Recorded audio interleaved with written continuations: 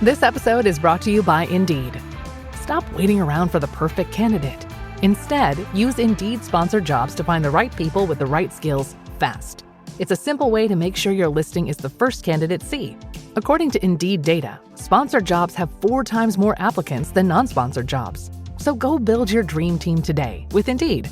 Get a $75 sponsored job credit at Indeed.com/podcast. Terms and conditions apply.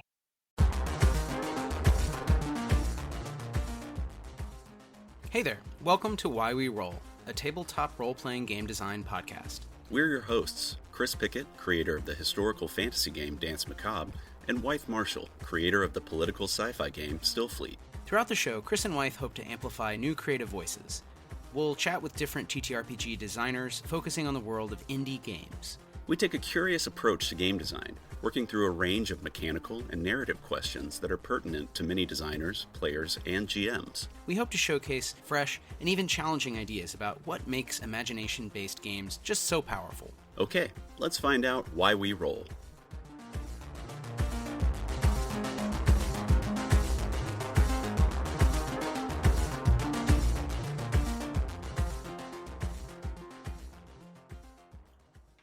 Looks like we're live. Oh my God. Ooh. Are we live? Live, alive. Alive? Yeah. / undead. Ooh. How's it going? Grandy It's dandy. going pretty well. Yeah, on this hot week. Just Deplorably hot. so soul-meltingly hot. Bad. It's bad hot. It's that bad kind of hot, you know? Mm-hmm. It's loose and wrong instead of right and tight. Yes. It just feels bad. It's like you're talking in jazz tonight, Ethan. It's like you've been possessed. I don't know what's happening.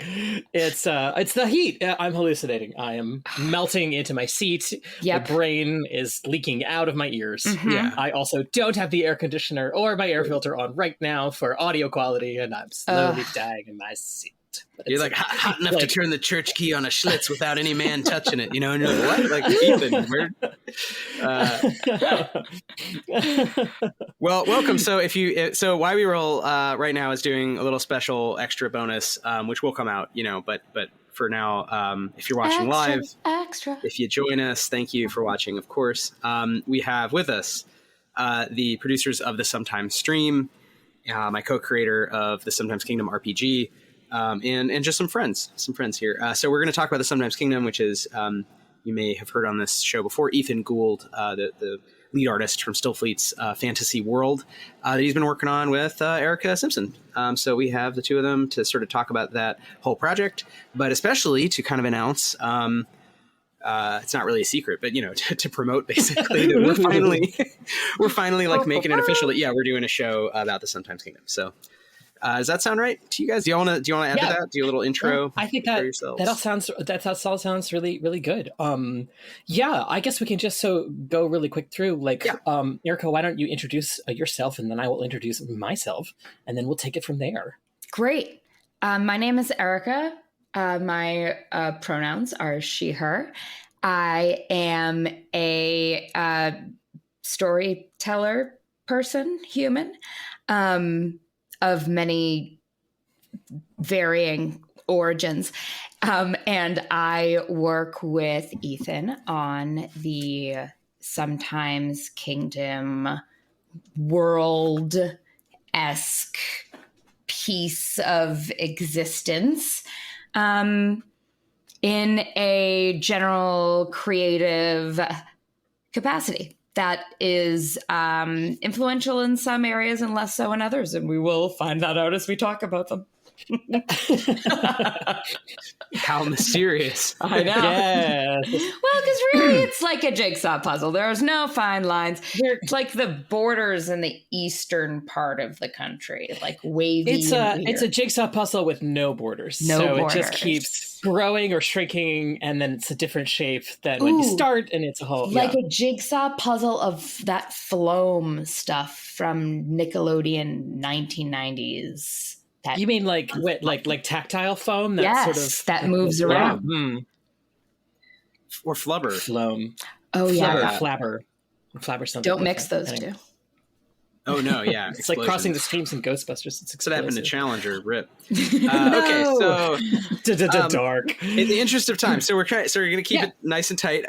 Does someone want to introduce what is the Sometimes Kingdom? Well, what if Ethan introduces himself? Oh, true. Yeah. My name is I'll no, that's a good point. I will do that and then segue right into the other. My name is Ethan Gould. I'm an artist and a writer and a game dev. I live in Queens, New York, and a very, very, very, very long time ago. I don't want to say like 6 or 7 careers back. I was an English major at the University of Rochester, upstate, which itself is sort of half sunk into a dark occult fantasy world of Eternal Winter. Delightful. I was doing a lot of work with Middle English at the time. And I sort of like am really super grateful that I went to school in that particular like sort of very, very, very particular kind of English majory during like the period of like peak postmodernism because it was a very yes and kind of program. If I wanted to write, papers comparing, a Connecticut Yankee in King Arthur's court with the original like Morte d'Arthur and then an episode of DuckTales, they were like, yep, we have all of those here in the collection, like do it up. So I wound up focusing a lot on like adaptation and story. It was super interesting, reading like the King Arthur stories, the Arthuriana, like the Alexander romances, basically sort of anything that had this sort of historicity to it, like a pseudo history. And I just found them so charming. And like also like being a non-Christian, reading that like sort of gave me this additional sort of like, wow, I'm learning a lot. It wound up being like this comparative religion class, like almost like by accident. And I've always loved fantasy since I was a little kid, and genre fiction in general, science fiction and fantasy. And like I wrote a short story for a literature class in college about a couple of kids who were diner hopping, and then a fissure opens up and they're sort of talking about fantasy, and they're like on this trip to find the diner of the gods. It like wasn't a very good story, but like I could just never let go of those characters. Wythe, I think you and I are sort of the same, where when we get an idea, it's sort of like, if it's a good idea, it sort of digs its hooks into us and we keep going back to it over and over again. And so like when I moved to the city, actually like shortly after I met Wythe, Wythe, a mutual friend, Peng, and I really wanted to try developing it into like a YA novel. So we started mapping it out, and I started dragging in some of my old notes from college, and it didn't go anywhere because of a whole bunch of life stuff that I'm not going into. But again, it's sort of like it developed like some world book materials, and it just sort of like sat there, and I just never was able to let it go. When I was working with the Morbid Anatomy library in Brooklyn, New York, with the Observatory Gallery, like all of this new sort of occult information started linking up with the stuff I had been studying with Victorian literature and like Arthuriana and like, magic and science, and like the world started mutating and like additional like areas started appearing. And so I was like, oh, well, this has got to be like, this might be like islands. It's got to be like islands, and like there's additional areas. And then slowly over time, it all started like becoming this like huge pile spread out over like a lot of different stuff. And then I met Erica, also at a party, I believe at a Stillfleet gathering with Wythe, a number of years ago. And Erica sort of point blank proffered the idea of doing a podcast. I was like, your protagonist, we were like drunk on Japanese whiskey. We were drinking, brought to you by. So much Japanese whiskey, it was my God. Best. I was so happy. It was the Nika coffee grain. It's really nice. Anyway, it's the best whiskey in the world, I gotta say. It's so good. It was down way too really smooth. Good. So way good. Too smooth. And I was like, listen, your protagonist is an audiophile. Make it an effing audio thing. Move on. And I was like, I think I was wearing a Jagged Little Pill t-shirt. It was, that's sort of like, well, it was great. It's funny because it's like the sort of the roots of the story started back when like I've always been sort of like a nostalgia bug, even in the time, like having nostalgia for the time period you're in is a weird affliction. But like I'm sort of getting a taste of my own medicine now that I'm seeing like kids walking around with like perfect, immaculate like reproductions of 90s clothing. Like it is just what kids wear now again in the 2020s. It's terrifying. And it must have been what it was like when we were walking around in flares. Yeah. When we were walking around in flares and 70s stuff at the end of the 90s, or like I got weirdly into the 80s in the 2000s when it was not popular and no one was into it, but it was all really cheap vintage stuff.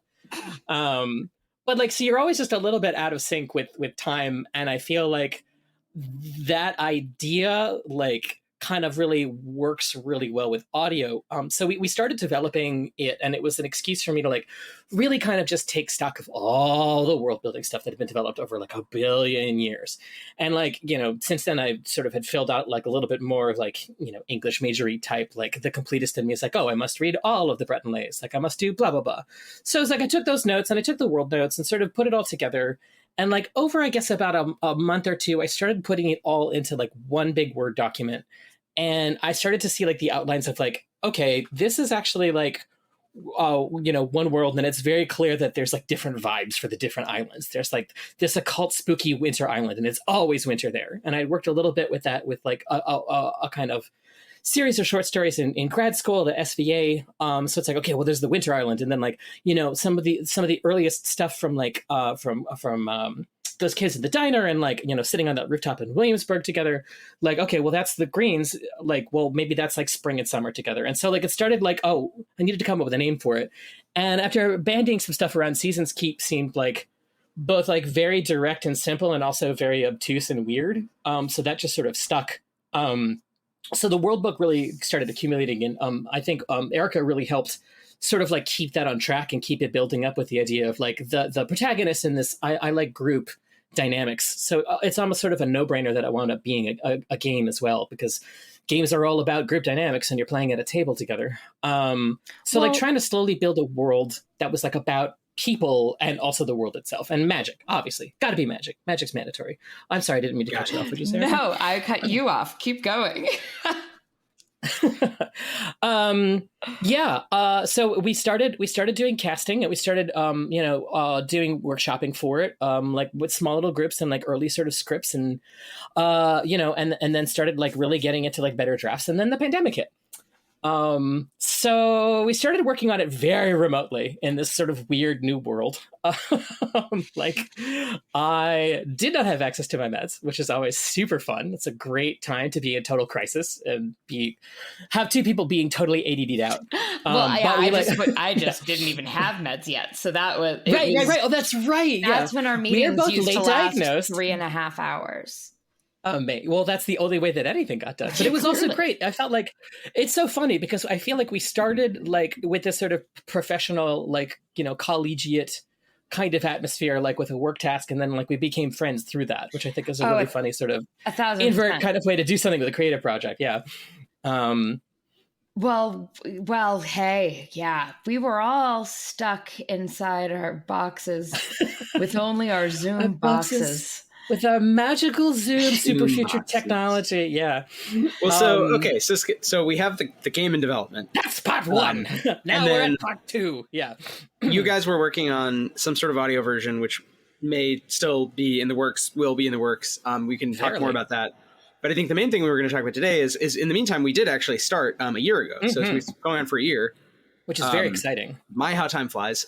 Streaming actual play of the tabletop game, but with Erica in a more, I wouldn't even say that produced, but just, you know, Erica's a good actor and we took it more seriously in terms of a play test. It wasn't just completely informal, no planning. You know, we sort of talked with friends and got obviously Jeff and Ben, who are great, play testers of Stillfleet and supporters of the system and are very funny to join us.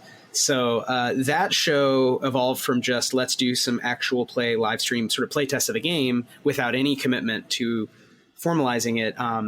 Over the last year, it feels like it became something where we wanted to keep it going enough. And we had all this tape actually that we thought was kind of funny, but maybe needed some, at least light audio editing, like music, into something else. So I guess I wanted to turn over either of you, both of you, how do you see sort of the show in general, like evolving and what is, I guess, do you want to sort of describe what your vision for the podcast and, some things you're excited about, maybe, I don't know, sort of, get hype. It's totally happening. I think, going all the way back to being like really interested in the idea of adaptation, I feel like a game is such a perfect way to do this. And, already being involved with Stillfleet, it was sort of like, it felt like a really like natural kind of like next step. I think that the most exciting thing for me, definitely working on this, aside from like working with like these really awesome people who are good at acting and talk good real, and are so creative was, it was that initial sort of area of playtesting. And I feel like the growing pains of testing something with the sort of added impetus of like, we are doing shows and we're dividing it up like by season, like literally. So, exploring the island of winter, Interheart, and exploring the island of spring and summer, and like sort of just like kicking the tires of the world as it stands and how it's been adapted to a gameplay. And like the growing pains of figuring out what works and what doesn't, like basically live, has been this really kind of like great momentum for then. Now we're sort of really drilling into like what will make this game feel more magic-y and what will make combat feel more fighty and what like story-wise will be like, it's that point where like something starts mutating past its original world book to like inhabit a game. And then in doing that, like changes what the game is. It's, I don't know, it's very wobbly, but it also like, that's where like creative energy is. And like being able to lock down new rules and mechanics that like feel good to the players and feel really exciting to like start developing. Like I'm really excited to like do the next season, summer, which we will probably be, recording in autumn, is, being able to sort of like, once again, kick the tires of this like brand new kind of like magic system that we're working on right now based on the work that we have been doing, like doing live play. Erica, what do you think about making I had to type a joke. Gotta remember it. Gotta write it down. Sorry. Shout out to Vex, another again, game designer we've been enjoying the company of for now years. So thank you Vex for listening and having good ideas and sharing your work with us.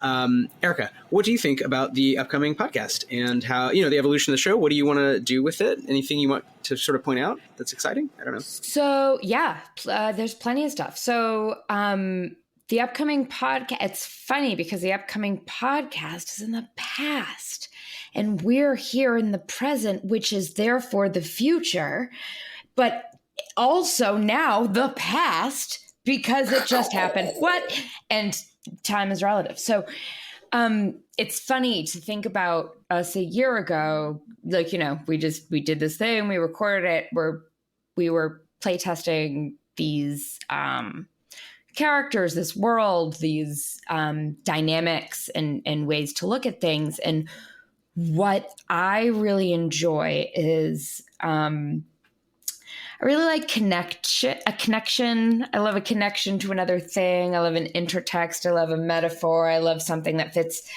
My favorite Tumblr of all time was things that fit perfectly inside of other things. And I still visit it on occasion when I'm having an anxiety attack because it really helps. But Japanese wood joining. Oh my God, my whole Pinterest, man. Shantan, yeah. Oh my gosh. Anyway, yes, those types of things.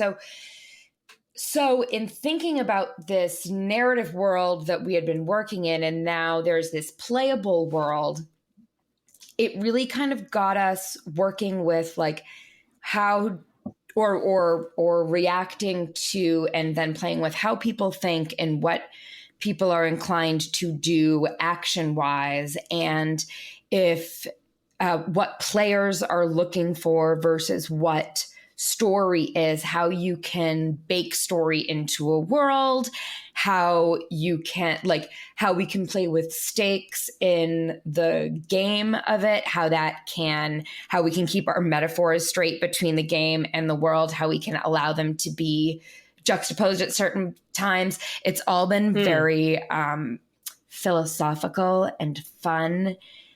Lots of red string. A lot of red string, ever-growing corkboard. Yeah. I really like the group dynamic. I'm excited for that for the upcoming season, just because I love, group dynamics sort of like, I think naturally happen and people naturally fill them. But I feel like this group is like really fun at that. Like a bunch of different emotional registers, like a different approaches to the world. I feel like that are and then also like choosing different mechanical styles for doing that. I feel like, there's going to be that period over the next month or so of like sort of reacclimating players with like this new rule of magic with these seasonal schools of magic and like these new magic rules. I'm hoping that it'll be pretty grokkable out of the gate and like a little like mechanically simpler, with the idea that it can be more mechanically like deep or like, complex as desired by players. But like, I really do love the dynamic between the characters and sort of like trying to embody these spirits of these like different seasons, and like you're saying, Erica, the philosophies of them, like very, very kind of like ambivalent, and like, edge case for autumn, and like your character's like obsession with inhabiting other creatures, and then you've got two people sort of like, again, kicking the tires of the combat system and being very different, kind of like noble, like the noble spirit and chivalry of knighthood, and he's also a demon. And then the absolute like down to earth, like brass tacks, like angel. Excuse me, right? Yes, he is an angel, not a demon for personal reasons. And then an absolute down to earth, like just the facts, ma'am, like a skeleton needle combatant. I don't know. I think it's just really great, like seeing the kinds of like tensions and conflicts, and then like also like these personalities sort of erupt at the table. And it's fun to like have a world around that. And I think it'll be fun, to your point, and this is something that we never set out to do, because AP is cool, but it's just not been, it's not something, I think, Ethan, I can speak for both of us, right? It wasn't like something we were that into. We liked the games, but the AP world, which is so vast and drives, I think, so much now of tabletop, was kind of foreign, and still is to a large degree to me. So like I got into it through Mike, through Fun City.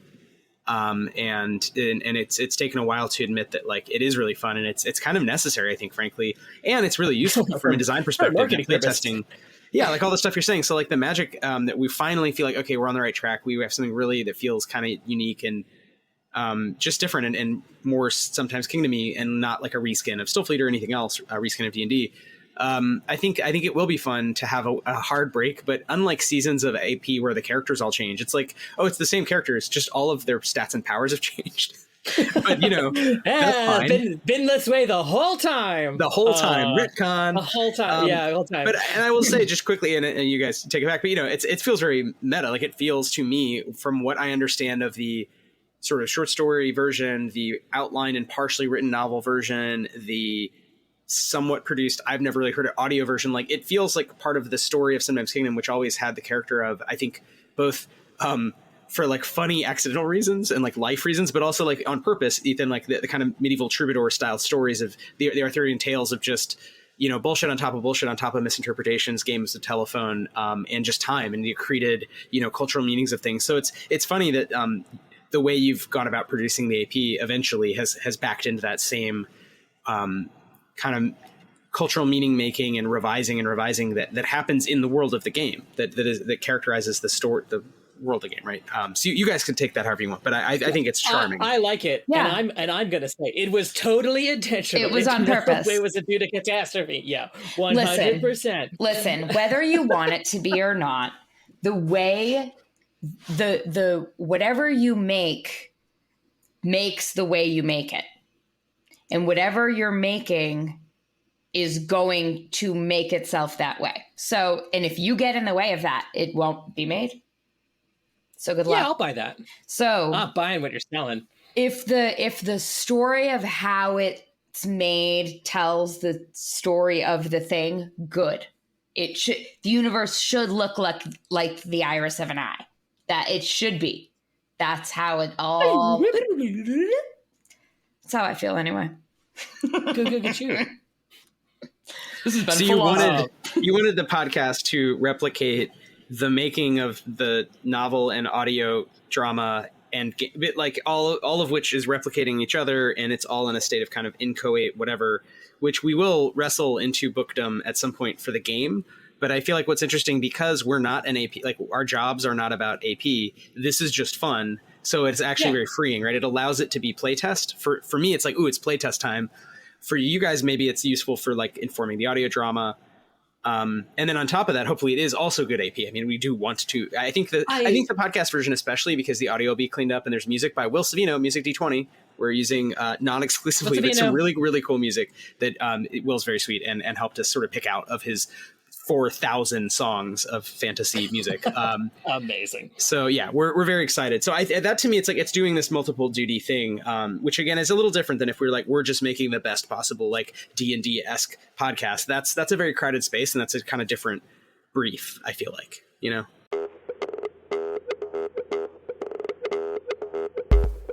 Thanks so much for listening to Why We Roll. If you like what you hear, you can support us at patreon.com/Stillfleet. Patrons get access to all kinds of extra material for all of our games, starting with Stillfleet, but now including Blister Critters, of course Danse Macabre, The Sometimes Kingdom, and hey, we're always working on new stuff. So check us out at patreon.com/Stillfleet.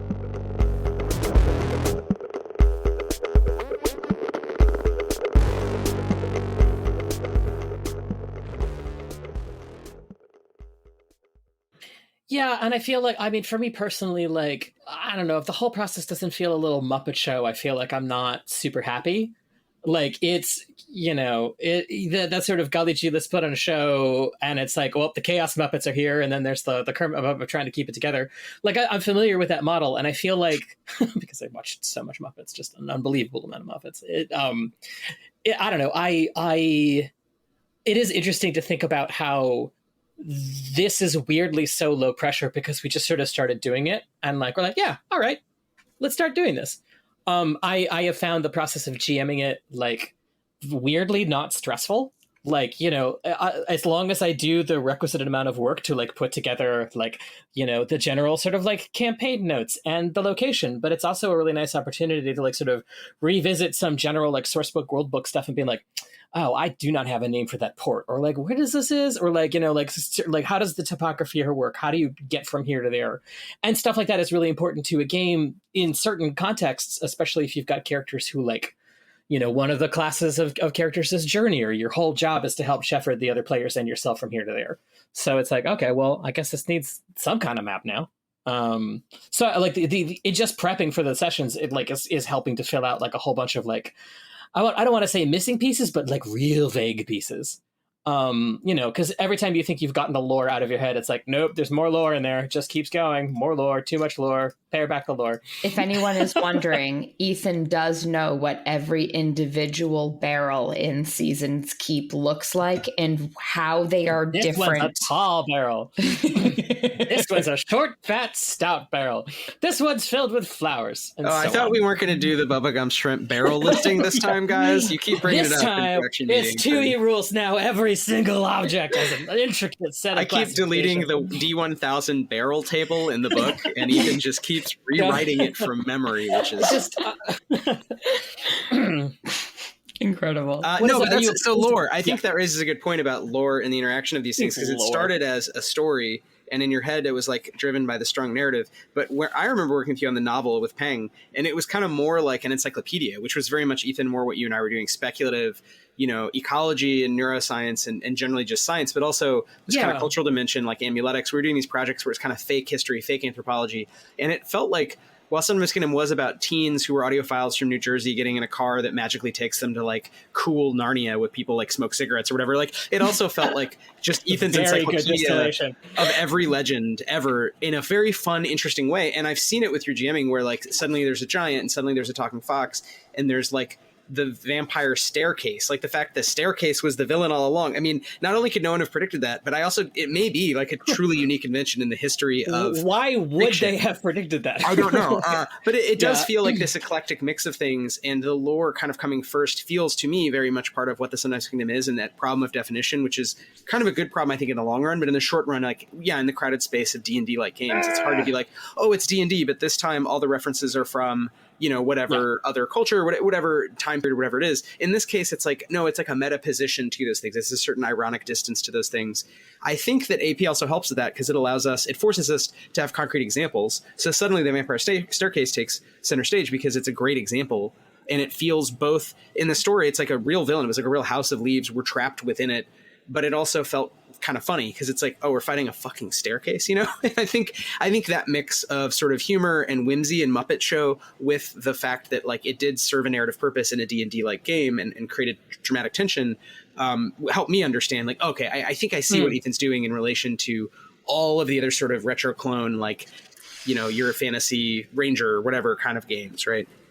So yeah, not really a question, but I don't know, thoughts? There's a physics to that. There's a physics to that, to what you just described, the Muppety of itness. If you can see just a little bit of the strings, just enough that you remember You're being told a story. That causes you as the audience member to have to suspend some of your disbelief. And that means that you are putting energy into the piece in that way. And that generates momentum and energy from the audience that then continues that suspension of disbelief so that it can become more magical. We're already asking you, ignore the wire. Because if you ignore the wire, guess where we're going? And it's that much cooler. Yeah, and I don't want to bother covering up the wire. Like that's too. You're smarter than that. I should mention also, like, I think a lot of my thinking about this. I can't believe I'm like ramming this in here. I was a puppeteer for many years, and the idea, like the suspension, that's a really really good like way of phrasing it, Erica. Because it's like that, like I've seen firsthand what that suspension of disbelief does. Nobody wants to talk to the puppeteer. They want to talk to the puppet.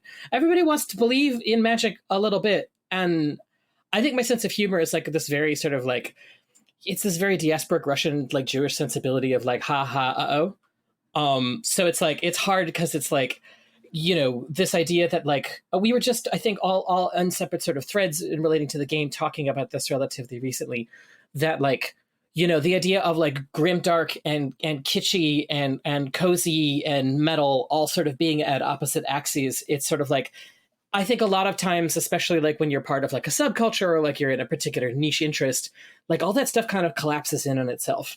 And it sort of reframes itself a little bit. And like, I don't know, humor's like that a lot of the times. And it's so great to me that like, I don't know, like there's like a lot of laughs happening in the AP, like, because I mean, everybody playing it is funny people, and they're, we are striving for the jokes. But like on top of that, like it is an absurd world that like both takes itself seriously and doesn't take itself seriously, and like that distance weirdly feels like real life in this like really fucked up way. Because like we don't like, everything is absurd. It's horrible and absurd and funny and dark, and it's like a world that is just the same way, but to us looks truly ridiculous. And they take it seriously, but they also themselves internally have a bit of arch and wry distance from it as well, because that's how people react to a world. Well, exactly. Yeah. And I think that, there's a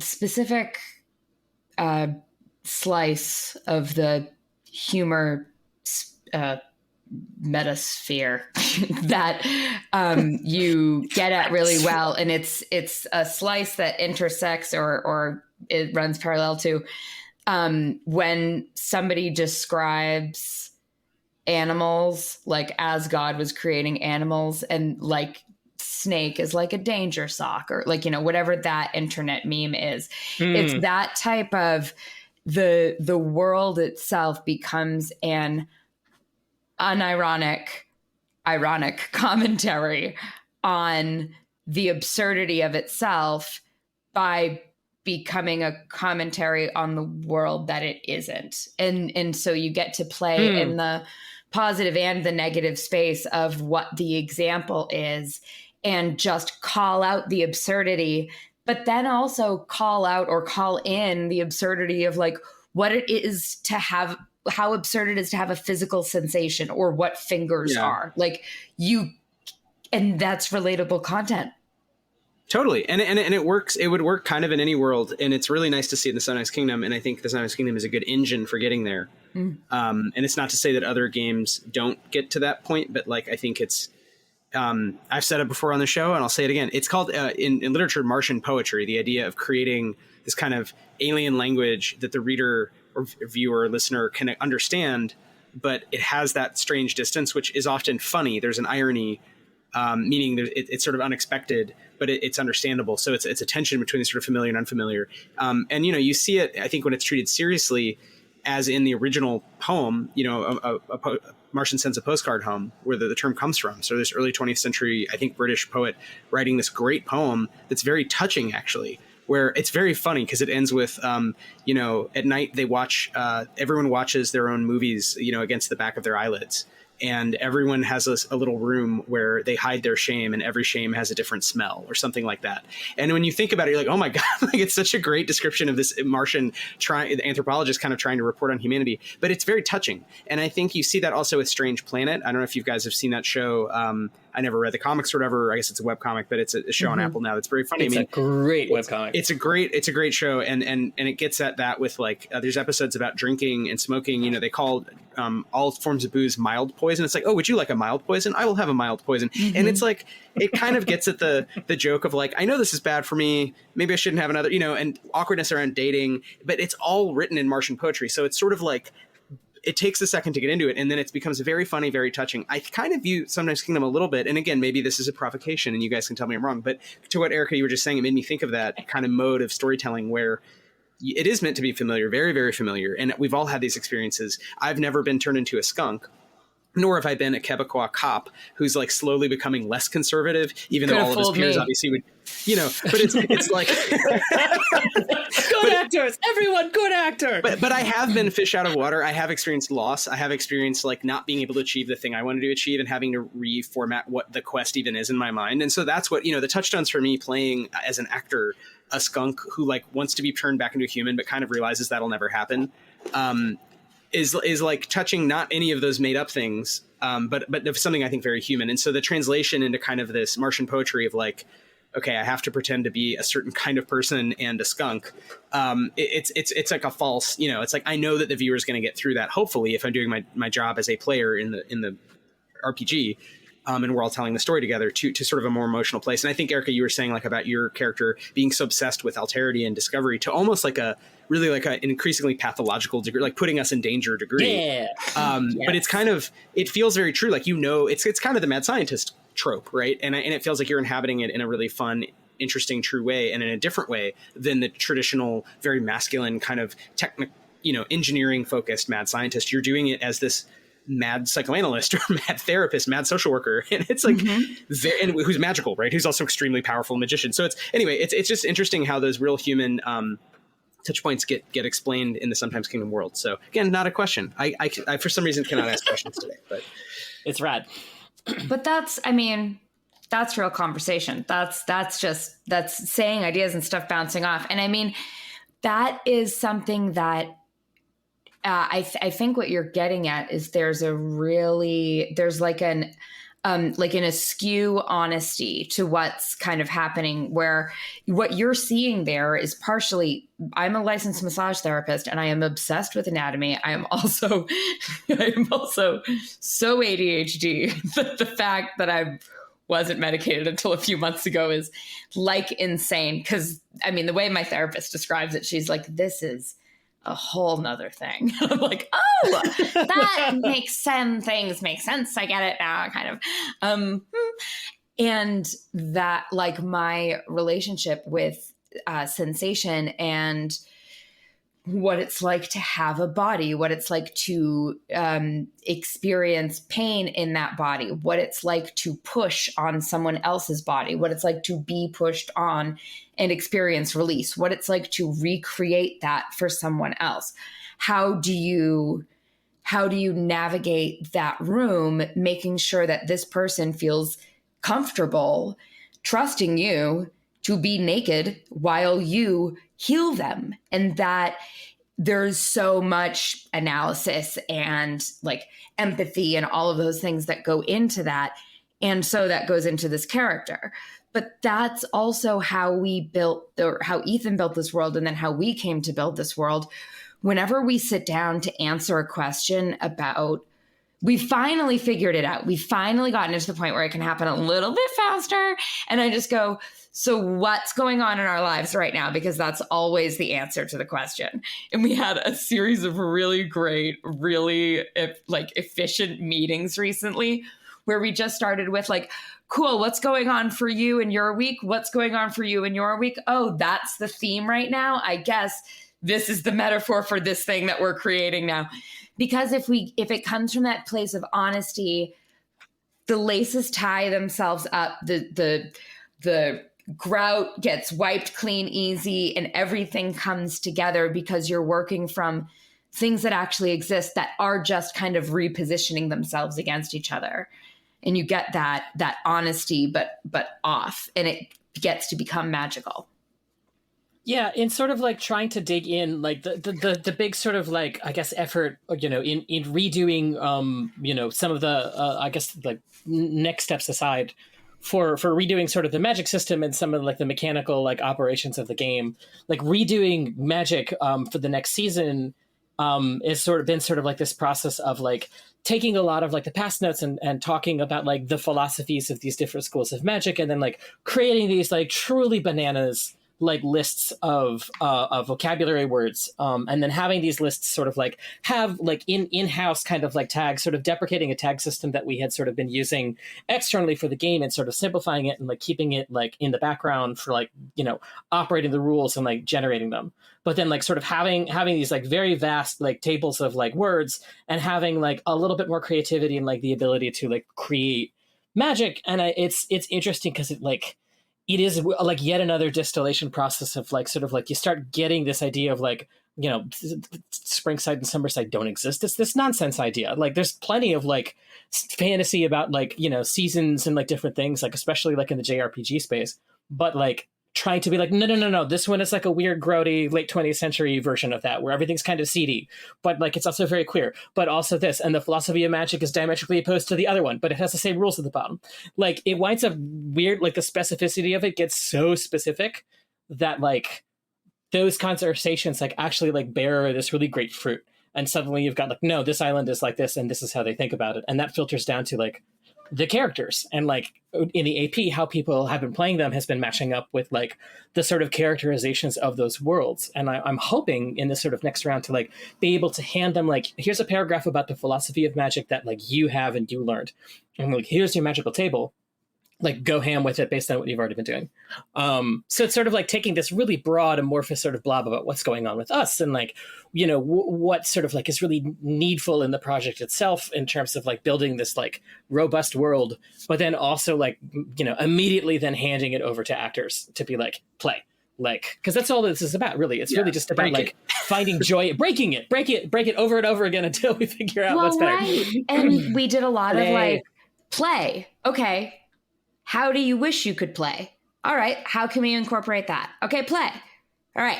Now what are you craving? It's like figuring out what's for dinner, not based on what the list that you made at the beginning of the week when you went to the grocery store. I don't know anybody who does that, but like, it's about, I knew, good for you.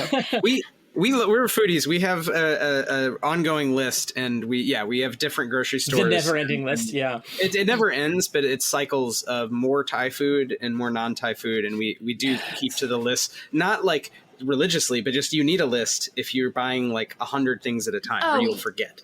I mean, we have a list, but okay, that's all I'm saying. We don't prep our a melange list, if you will. Yeah, we're like project manager types, though, and I think there's a theme there with how the sausage gets made, about different types of creativity and whatnot. Yeah, well, it is interesting because it is. Yeah. Oh, sorry. Go ahead, Erica. No, I was just because sorry, Erica, I cut you off. I'm sorry about that. All good.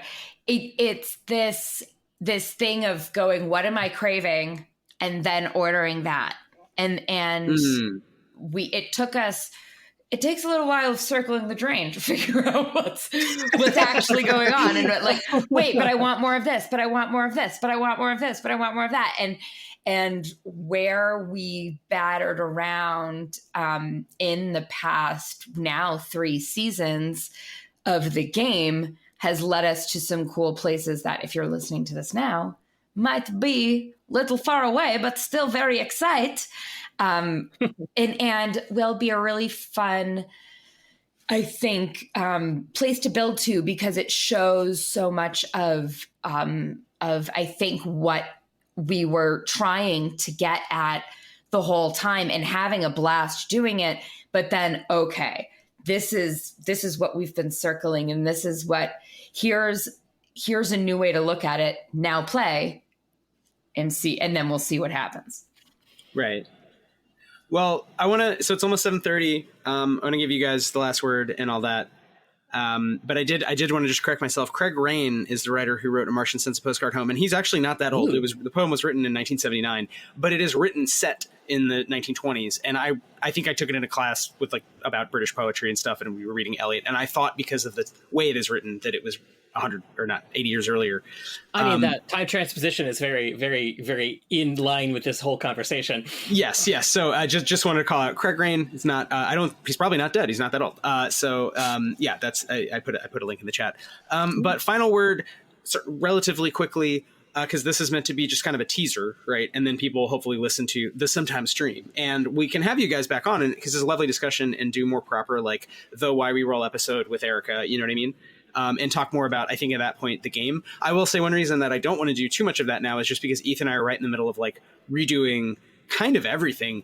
Although what's funny is it still feels very consistent and it doesn't feel hard, which I think is always good with game design. Not necessary, but good if what you're doing feels so right that you're not stressed about it. You're yeah, throw out this, throw out this, throw out this. And you're it's a magical feeling. Yeah. I do feel this whole process, and it's I don't think it would have gotten there without the AP so far. So I'm excited to port it into the next season. I'm very excited about it. Just as a teaser, the next season is going to be the summer campaign, and it will be called "Will Wonders Never Cease?" Investigating some tail ends of the prior spring campaign is going to lead to further political complications. But if you missed it, the next thing coming out on the podcast is the autumn campaign that started it all, right? Excellent. Yes, the House of Eves. Right. A delightful romp through haunted houses and the houses that haunt haunted houses and the haunted houses inside the haunted houses. So if you're like me and you've been celebrating Halloween since we were within the closer 6 months of approaching it, which is May 1st, get excited because your August pumpkin spice lattes can have spooky Halloween content. We promise. It's Halloween forever, and then some places are double Halloween. Possibly pumpkins forever, autumn evil, spooky vibes. I guess sort of my last parting thought with this, I think that the thing that I like the most about this game is I have been anticipating making more space for sort of the positivity of certain kinds of discomfort. And I feel making a game that is even obliquely queer is it has to sort of make space for a very wide envelope of feeling and experiencing. I personally have a hard time with frustration. And that's something that I'm working with as a GM. Because all I want to do is make the frustrations for players go away, except for the fact that those frustrations and tensions are part of mounting drama that make a game really good. So I'm sort of I've been thinking about that as a GM and sort of emotionally that might be something that I am trying to get at with this game itself. Also, that's my last thought. I am all out of brain juice. All right, Erica, last words. Check it out. Have a good time. Cool. Just try it out. Have a fun little listen, and know that we're really excited about this. We're really excited to not only just share the way that we play tested this game, but we're excited to hear from people. We're excited to know your thoughts. We're excited for you to play it and tell us what you think. So this isn't just about the stream or the podcast. It's about there are many different ways to interact with this world. So if playing the game is your thing, that is awesome. But if you want to listen to other people play it on your commute, we got you covered. Yeah. Yeah. That's a really good point. Just because, it's just not how we came into game design professionally. But there are a lot of people who really, really like games, but kind of just for whatever reasons, which are not to fault them at all. It could be just purely logistical. It could be, various things going on where they don't necessarily want to or can't get together with people all the time. So having that experience of kind of participating in someone else's table and being able to organically connect with them, you can find us on Discord. We're just normal people, right? So I think that's a really nice thought, Erica, to be honest. Yeah, normal. I mean we're not millionaires. No, normal things. Not normal. We're not normal, but abnormal people. Yeah. All right. Well, you heard it here first. A masseuse, a puppeteer, and an advertising person came together, and we've made a podcast. And you're going to hear it when eventually our buddy, who's a tattoo artist, makes it. happened. That's right. So and your buddy is a tattoo artist who I had also worked with to get a tattoo in the past. Yep. Which, as a magical connection, we just did not realize that Chris Pickett, who couldn't be here today, had met Erica before the Sometimes stream, the Sometimes Kingdom Stillfleet Studio collabo. Okay, well, thank you. This is Why We Roll meets the Sometimes stream, which is the actual play version of the Sometimes Kingdom RPG, which is the game version of the Sometimes Kingdom Intellectual Property Empire. Intellectual Property Empire, we're keeping that. Intellectual Property Dogpile. Yeah. Featuring production, amazing acting, and perhaps massage tips and therapy thoughts from Erica Simpson. And I'm Wythe, and I make games. And thanks, Vex, for all the chats. Yes. All right. Gonna click end stream. Thanks for everybody who listened, or will listen in the future.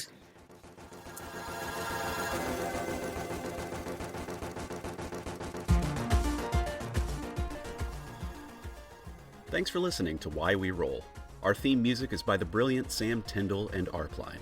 If you enjoyed the show, please subscribe wherever you get your podcasts. You can find us on Twitch and what used to be Twitter at Why We Roll, and on Instagram at whyweroll.pod.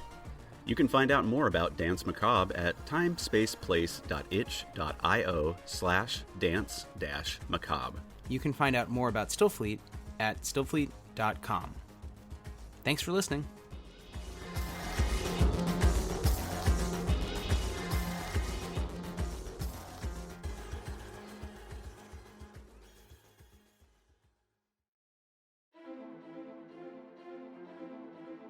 Every hero strikes out on their adventure for a different reason. To prove myself worthy of my mother's praise.